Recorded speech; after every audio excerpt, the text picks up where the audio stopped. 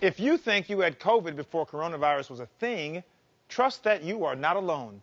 Celebrities, including Sopranos star Michael Imperioli, Love Island cast member Shauna Phillips, and millionaire matchmaker Patty Stenger all came forward saying they think they had the virus before the pandemic even hit. The phenomenon has been called "think I had it-itis." Professor of cognitive neuroscience at University College London and the author of Optimism Bias, Tali Sharot, joins me now with more insight. So currently, fewer than 20% of COVID tests are coming back positive, but so many people think that they've actually had it. Why is that? Well, the counterintuitive answer is that it might be wishful thinking. Our research suggests that people tend to believe what they wish would be true, and they look for clues to suggest that they are immune, that they are unique. And so if you've had a cold, or maybe you had a cough spell, you may post hoc interpret that as having COVID in the past. I also feel like a lot of people, you talk about FOMO, the fear of missing out. I feel like, no one wants to obviously have bad consequences from a disease like COVID, but I think that some people feel like, I want to be in there too. I kind of like, I'm not part of the gang. Is that part of the thinking for some of these people?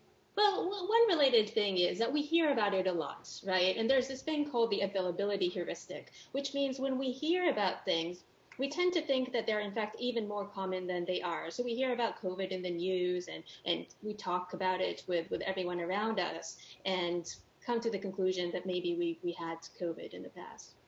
And you say that actually since the peak of the pandemic, that pessimism and paranoia has actually gone down.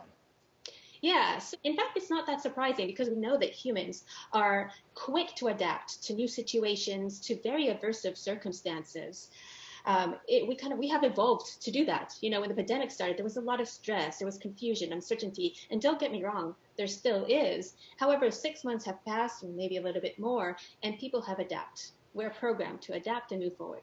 Well, thanks so much, Tali. And listen, if more studies come out that we need to know about, please let us know and we'll bring you back on the show.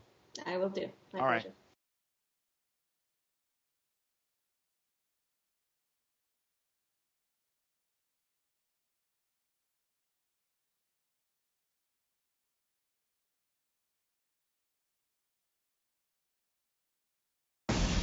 We're living in uncertain times. It's tough to keep up with the latest medical headlines. About the market, panicked about COVID. And how do those headlines impact you and your family? 100,000 people died. On season 13 of The Doctors, we want to empower you physically. If I met them at dance, they would meet me at medicine. Man, I love that.